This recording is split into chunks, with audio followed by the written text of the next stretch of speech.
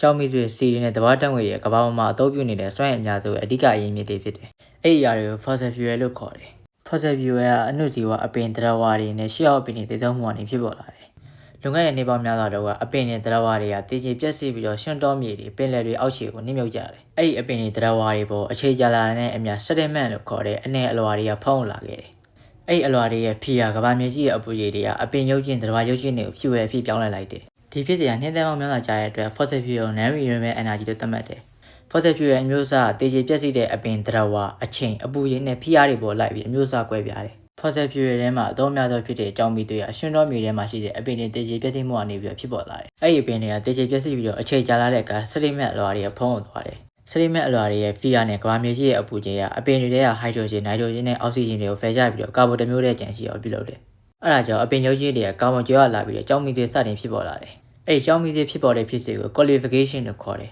။ခိုးက universal substance မဟုတ်ဘူး။ဆိုလိုတာကြောင်းမိတွေကတစ်မျိုးတည်းတည်ရှိတာမဟုတ်ဘဲနဲ့အပင်ရုပ်ကြီးတွေပေါ်တက်ရောက်တဲ့ဖီယာနဲ့ကြာကြိမ်ပေါ်မူတည်ပြီးတော့ကြောင်းမိတွေအမျိုးအစား၄မျိုးကွဲသွားတယ်။အပင်တွေတည်ဆုံးပြီးတော့နှစ်ပေါင်းများစွာကြာတဲ့အခါကာဗွန်ကြွယ်ဝတဲ့ P အဖြစ်ပြောင်းလဲသွားတယ်။အဲ့ဒီ P ကိုဖီယာနဲ့ငယ်တက်လိုက်တဲ့အခါလင်္ဂလိုက်ဆိုတဲ့ salt ကိုဖြစ်ပေါ်လာတယ်။အဲ့ဒီလင်္ဂလိုက်ကို brown gold လို့လည်းခေါ်တယ်။ pressure ထပ်ပြီးတက်ရောက်တဲ့အခါမှာလင်္ဂလိုက်ကနေပြီးတော့ salt bituminous ကိုဖြစ်ပေါ်လာတယ်။အချိန်ကြာလာတဲ့အမျှ salt bituminous ကိုကနေပြီးတော့ bituminous ကိုဖြစ်ပေါ်လာတယ်။ bituminous ကိုက salt bituminous ကိုတည်းပို့ပြီးတော့မာကြော့ပြီးတော့ပို့ပြီးတော့တောက်ပါတယ်။အချိန်ကြာလာပြီးနောက်ဆုံးမှာတော့ bituminous ကိုက anthracite အဖြစ်ပြောင်းလဲသွားတယ်။ anthracite ကကြောင်းမိသွေးအမျိုးအစား၄မျိုးထဲမှာကာဗွန်ပါဝင်မှုအများဆုံးနဲ့အမာကျောဆုံးကြောင်းမိသွေးဖြစ်တယ်။ကြောင်းမိသွေးရဲ့အရည်အသွေးမြင့်လေကာဗွန်ပါဝင်မှုများလေဖြစ်ပြီးလောက်ကျန်းမှုကပို့ပြီးတော့အားကောင်းလေဖြစ်တယ်။ကြောင်းမိသွေးကိုလျှက်စစ်စွမ်းရင်ထုတ်ဖို့စီးထုတ်လုပ်မှုနဲ့အခြားစက်မှုတွေပဲမှာလောက်စားအဖြစ်အသုံးပြုတယ်။ကြောင်းမိသွေးလောက်ကျန်းမှုက global warming ဖြစ်ပေါ်စေတဲ့ကာဗွန်ဒိုင်အောက်ဆိုက်၊ acid rain ဖြစ်ပေါ်စေတဲ့ sulfur dioxide နဲ့ air pollution ဖြစ်ပေါ်စေတဲ့ nitrogen oxide ဓာတ်ငွေတွေအများကြီးကိုထုတ်လွှတ်တယ်။အဲဒါကြောင့်ကြောင်းမိသွေးကို fossil fuel ထဲမှာညဉ့်ညမ်းမှုအဖြစ်ဆို fossil fuel လို့သတ်မှတ်ကြတယ်